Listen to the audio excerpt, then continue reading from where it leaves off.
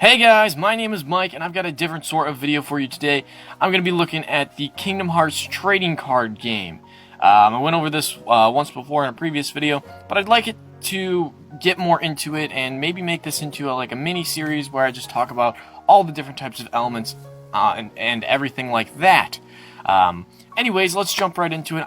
Today we're going to cover kind of like the backbone of the game, that being the player mat. Now, it's not required that you have the player mat to play, but when you're first starting out, first learning, it is very handy.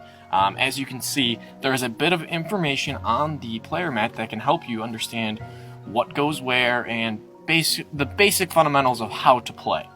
So, first thing, in the top right corner, we have a deck and a discard pile. This is just like in any trading card game that you'd play, like Pokemon, Yu-Gi-Oh, Magic, what have you. Obviously, you're going to have a deck and a discard. Now, if we look in the center, we've got two little squares here, one for player and one for challenge.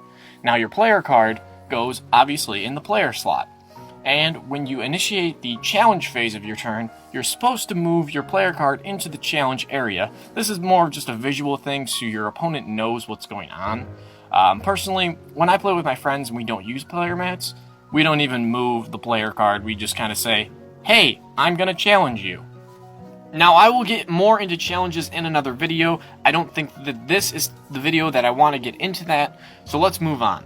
Now, moving farther to the left, we have what's called the turn sequence. This is a 4-step process that outlines your turn. As you can see, we have the draw phase, the action phase, the challenge phase, and the discard phase. Kingdom Hearts trading card game is a little different than all those other card games because at the end of your turn, you can discard any card from your hand that you want. It doesn't need to be played. Also, what's different is at the beginning of your turn, you always draw back up to 6 cards. It's not like other games where you only draw 1. That being said, the second step is action phase. That's when you actually play your cards. You can play movement cards, dark cards, friend cards, magic cards, anything you want, and there's no particular order to this. But after you're done with that, if you want to, you can challenge your opponent in the challenge phase. After the challenge is over, you may discard, as I mentioned before. But right above that is the world area. This is where you play your world cards. Now, in Kingdom Hearts trading card game, there are 2 ways to win.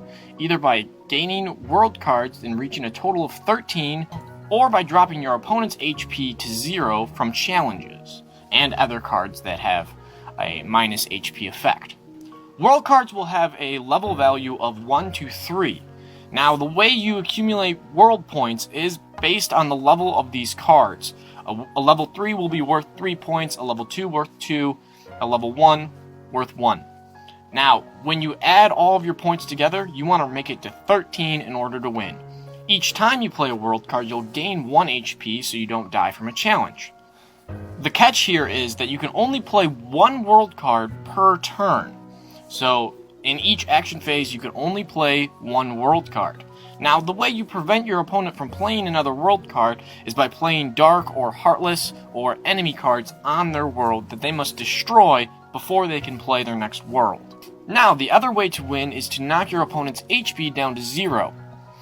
Your starting HP is dependent on your player card. Each player card will have a HP, an attack power, and a magic power. Now again, you can increase your life beyond that point with world cards or with Tinkerbell or other cards that give you additional HP. Now this last area towards the bottom is your friend area. This is where you play your friend cards or your magic friend cards. And your magic friend cards are basically just summons, like the Genie or Tinkerbell. Now, just like world cards, your friends will have levels as well. Their levels range between 0 and 4. Now, when you're playing your friend cards, you need to have a level 1 before you can play level 2, before you can play level 3, and then finally a level 4.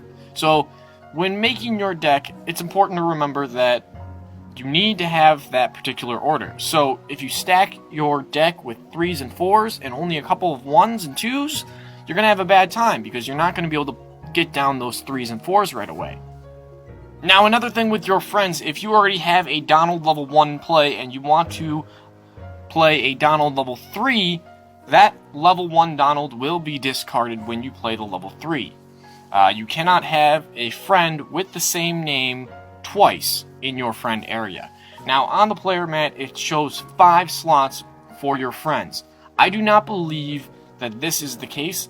From all the research and everything that I've seen on the internet, you can play as many friends as you want. This is just what is displayed on this player mat. And so that is the player mat. That is all of the elements that we see here before us. Now, I didn't really get into the actual gameplay. I will get into that in a later video, but now you know the basic outline of how this game works and the way to set it up. Be sure to leave a like on this video if you liked it. It also shows me that you guys want to see more of these videos. And hey, hit subscribe so you don't miss any once I decide to actually put them out. Have a great day. Hey guys, thanks again for watching. Be sure to like and subscribe so you don't miss any videos. We've got tiles over there so you can click on some of our other videos if you want to check out more of what we've done in the past. That'd be great. Have a nice day. We'll see you later.